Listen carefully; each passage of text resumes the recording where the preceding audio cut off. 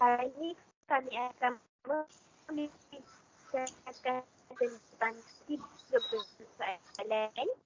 Memperkenalkan,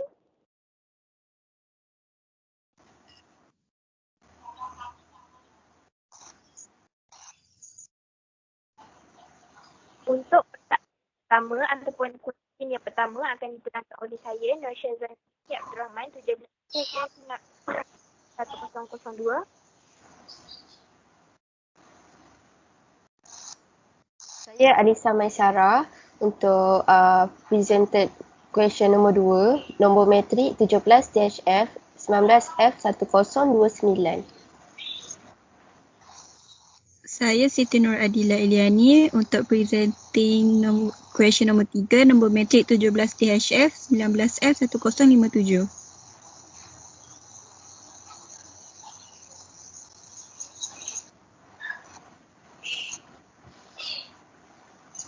Untuk persoalan yang pertama, iaitu 5 Principles of Great Communities. Pertama sekali, saya akan terangkan dahulu tentang istilah ataupun definition green community ataupun community study yang mempunyai berbagai definisi, tetapi pada dasarnya merujuk kepada komuniti yang dirancang, dibina ataupun diubah suai untuk mempromosikan kehidupan lestari. Sebenarnya komuniti lestari menumpukan perhatian pada kelestarian alam dan ekonomi, iaitu infrastruktur bandar, equality sosial dan pemerintahan bandar. Istilah ini juga kadang-kadang digunakan untuk menggambarkan bandar yang hijau ataupun bandar lestari. Untuk yang pertama, iaitu meningkatkan gaya hidup yang penting bagi menyediakan kediaman, bangunan, kemudahan dan pelbagai lagi serta berpatutan yang menggambarkan sosio-ekonomi masyarakat luas di sesebuah membantu dalam mempromosikan komuniti yang sihat dan perancangan yang berani ke bentuk bandar dan yang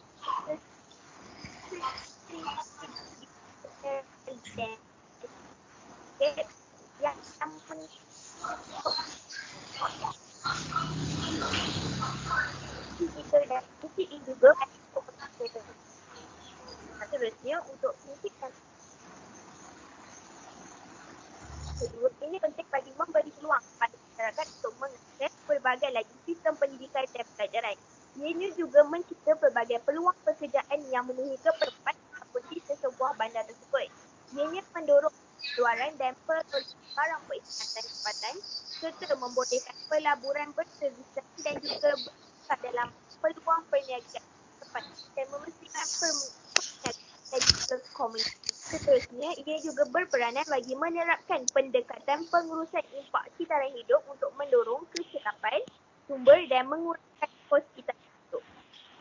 Untuk prinsip ketiga adalah memupuk kualiti alam sekitar yang juga berperanan untuk melindungi, memulihkan dan juga meningkatkan aset warisan semula jadi dan budaya sambil mengurangkan bertempatan rumah hijau dan bahan semar di ataupun kondisi atmosfera. Seterusnya, dia juga mempromosikan sistem yang cekap untuk pengurusan air dan juga sisa buangan dan juga peredaran tenaga yang mampat dan juga pengurusan sisa ataupun sisa citaran semula. Ianya mendorong untuk kecekapan sumber yang lebih besar dalam konteks citaran hidup dan juga menggunakan semula dan memasang semula tapak ataupun bangunan. Untuk prinsip keempat,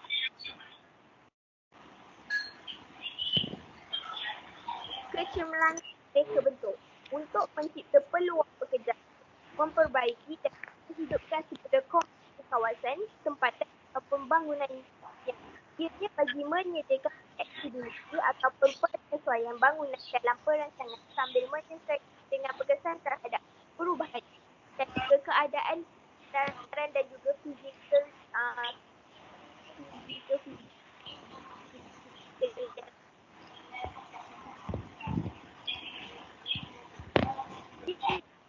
menyediakan sampai memelihara dan meraihkan harta warisan budaya dan arkeologi seluruh rakyat dan juga tempat. Untuk yang kedua pula menunjuk ke perwawasan pemerintahan yang kuat. Ianya memfasilitasi pendekatan antara antara pihak berkuasa untuk membuat dalam sesuatu dan juga seterusnya membangunkan pemikiran bertanggungjawab dan menyampaikan yang boleh dilaksanakan secara praktis. Dia juga berperanan bagi menyediakan perkongsian akses terbuka untuk membolehkan peningkatan inovasi. Ini adalah untuk people of different communities. Seterusnya untuk presiden itu akan diserahkan. Okey, untuk soalan nombor 2, saya akan menerangkan 3 platform yang dapat dilaksanakan untuk kesedaran dan program teknologi hijau. Di sini terdapat 3 platform yang boleh memberi kesedaran kepada orang ramai. Yang pertama adalah website seperti YouTube, blog ataupun event. Yang kedua adalah poster seperti banner. Dan yang ketiga adalah newspaper seperti majalah.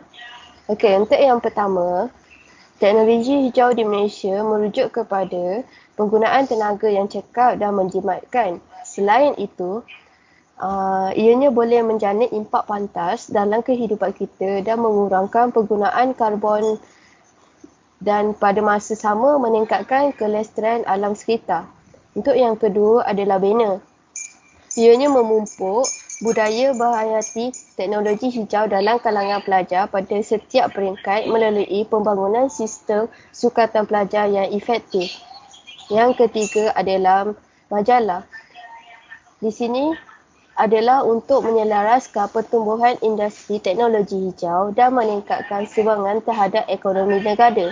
Dan yang kedua adalah untuk memastikan pembangunan yang mampan dan memelihara alam sekitar untuk generasi akan datang. Dan untuk yang terakhir adalah untuk meningkatkan pendidikan dan kesedaran awam terhadap teknologi hijau dan menggalakkan penggunaan meluas terhadap teknologi hijau. Untuk soalan nombor 3, saya akan serahkan kepada Siti Nur Adila.